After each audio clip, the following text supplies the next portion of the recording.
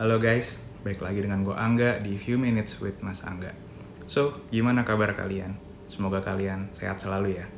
Kalau kalian suka dengan konten-konten yang gue bikin, jangan lupa untuk like, komen, dan juga follow gue di Instagram dan juga YouTube. Kalian juga bisa rekomen channel ini ke keluarga kalian atau teman kalian yang pengen belajar atau diskusi mengenai investasi ya. Nah, di episode kali ini gue mau ngomongin tentang investasi saham, gue harus punya modal berapa. Nah, untuk menjawab pertanyaan ini, gue kasih beberapa contoh dulu. Yang pertama, ada perusahaan namanya Adi Sarana Armada, kode sahamnya ASA. ASA ini adalah perusahaan yang bergerak di bidang logistik dan juga rental mobil. Salah satu bisnisnya itu adalah Anter Aja, kalian pasti tahu kan, Anter Aja ya. Yaitu bisnis milik ASA yang untuk bergerak di bidang logistik untuk jasa kirim-kirim barang ya guys. Yang mana di masa pandemi ini Anter Aja itu pasti diuntungkan karena banyak masyarakat yang sekarang hanya stay at home karena pandemi, jadi lebih sering belanja online gitu loh. Nah, ASA ini pada saat video ini dibuat itu harga sahamnya cuma Rp484 per lembar saham. Nah, kalau kalian mau beli saham, kan ada minimalnya nih, 1 lot atau 100 lembar. Jadi, dengan biaya sebesar Rp48.400, kalian udah bisa tuh beli 1 lot saham ASA. Semurah itu guys, Rp48.400. Gue kasih contoh ke yang kedua. Ada perusahaan yang juga diuntungkan di masa pandemi ini, yaitu Sarana Menara Nusantara. Kode sahamnya TOWR. Kenapa diuntungkan di masa pandemi? Karena kan mayoritas masyarakat berkegiatan di rumah nih guys. Work from home, streaming, browsing, dan lain sebagainya. Yang mana semuanya itu butuh koneksi internet. Nah, koneksi internet ini kan nggak akan terjadi kalau nggak ada yang namanya menara telekomunikasi.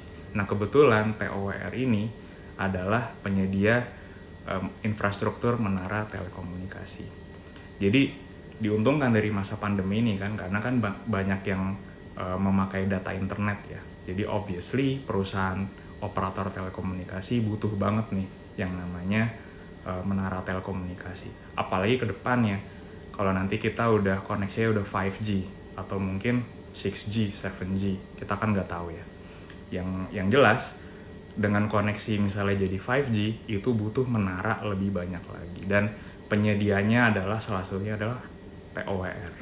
Jadi cocok nih guys buat pilihan investasi kalian di masa pandemi ini dan juga jangka panjang. TOWR itu pada saat video ini dibikin itu harganya 1.020. Nah, kalau kalian beli 1 lot berarti kan 102.000.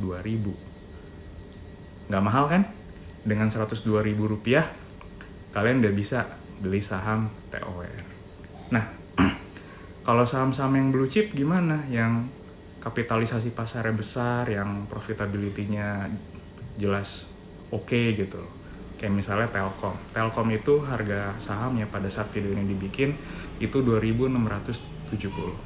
Atau dengan biaya sebesar Rp267.000, kalian udah bisa tuh beli saham Telkom. Kalau contoh lain, BRI misalnya, yang juga blue chip. Harganya sekarang Rp3.160 per lembar saham. Atau dengan biaya sebesar Rp316.000, kalian udah bisa tuh invest di saham BRI. Jadi, bottom line, intinya adalah investasi saham itu modalnya nggak harus gede gitu. So, buat kalian yang belum investasi saham, mendingan cepetan deh beli saham sekarang ya. Apalagi kalau kalian masih muda, terus kalian punya source of income yang reguler seperti gaji misalnya.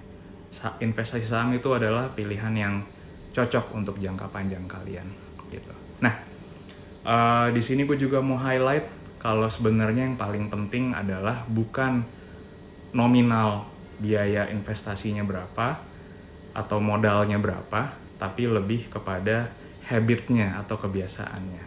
Kalau gue sendiri, gue investasi secara reguler, di mana tiap bulan gue sisihin sebagian dari pendapatan gue untuk gue beliin di saham ya guys ya. Dan gue lakuin itu tiap bulan. Nah, saran gue untuk kalian sih juga seperti itu aja. Jadi tiap bulan kalian sisihin sebagian gaji kalian, misalnya yang kerja atau misalnya kalian yang belum kerja masih studi di kampus, mahasiswa, kalian sisihin sedikit uang jajan kalian untuk investasi di saham gitu. Atau misalnya kalian yang juga punya bisnis, sisihin juga hasil bisnis kalian untuk investasi di saham sebagai salah satu cara diversifikasi kan. Nggak nyesel dalam jangka panjang, gue bisa bilang gitu ya. Nah, sebelum gue udahin, kira-kira seperti itu ya bahasan untuk episode kali ini. Nah, gue juga mau tanya sama kalian nih yang udah investasi saham.